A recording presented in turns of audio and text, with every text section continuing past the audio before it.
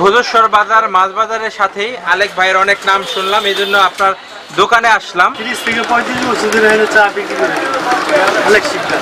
30 থেকে 35 বছর যাবত চা বিক্রি করে এই ভোজেশ্বর বাজারে মাছ বাজারের সাথে না? তো চা কেমন লাগে আপনার কাছে?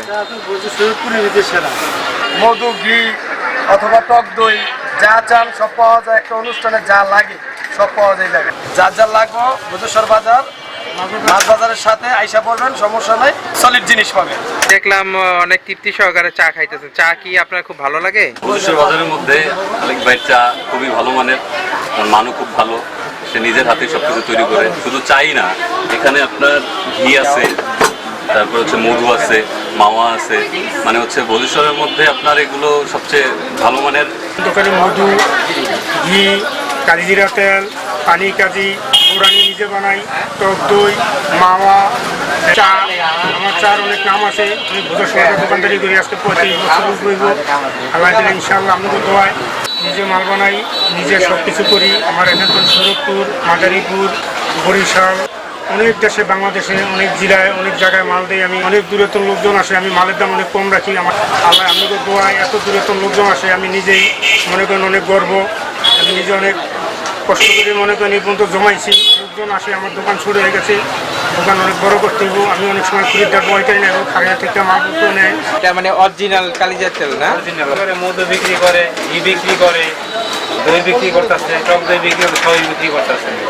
বুরহানি আছে, মধু চাকসহ পাওয়া যায়, কারণ অন্য অন্য মধুর ভিতরে একটা ভেজাল পাওয়া যায়, কিন্তু ওনার মধুটা 1 নাম্বার খাঁটি মধু পাই, এজন্য আমরা নেই।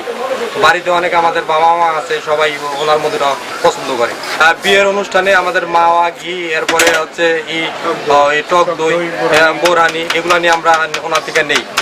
নেওয়ার পরে আমরা যাদের ইনভাইট করি, কোনটা অনেক খায়া ভালো বলে। শরৎপুর কফি খাইতে আলেক কাকার কফিটা অনেক সুন্দর হয়, চাটাও অনেক সুন্দর হয়। আমরা আসি, মাঝে মাঝে আসি খাইতে। 20-21 বছর হইল। 20-21 বছর যাবত ওনারে আপনার খামারে দুধ দেন না? আমার খামারে 20টা গরু আছে, 60-70 কেজি দুধ হয় প্রতিদিন। তাই 60-70 কেজি দুধ আলেক কাকারেই দেই আমি। 20-21 বছর ধরে খামার তৈরি করছে, এই 20-21 বছর ধরেই আর আমি দুধ দিই। ওনার ভিতরে আমি 2টা জিনিস পাইছি। ওনার লেনদেন খুব ভালো, আর মানুষও খুব সততার সহিত কাজ করে। ওনার থেকে যারা মাল নিছে, টক দই, ঘি, মাওয়া, সবাই ভালো কইছে। আপনার হাতে এটা কি ভাইয়া? এটা হচ্ছে মাওয়া, আলেক ভাইয়ের ঐতিহ্যবাহী মাওয়া।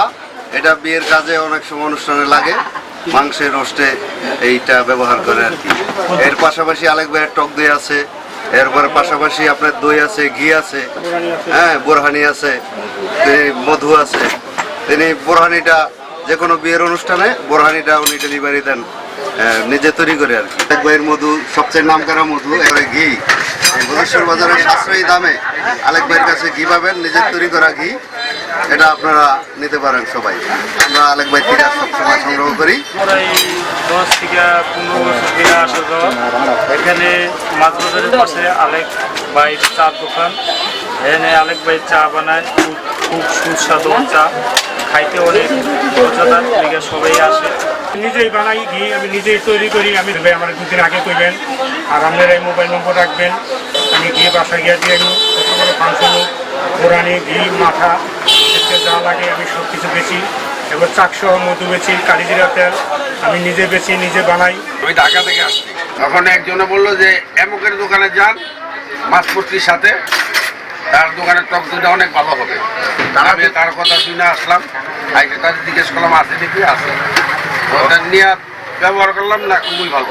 চা আপনার কাছে কেমন লাগে? না, চা খুবই ভালো, আলহামদুলিল্লাহ, খাইলাম, খুবই টেস্ট লাগলো। এই দোকানের চাটা আপনার কাছে কেমন লাগে? অনেক ভালো। আপনার বাসা কোথায় ভাইয়া? আমি হচ্ছে খুলনা, ভাই বাড়ি খুলনা। খুলনা?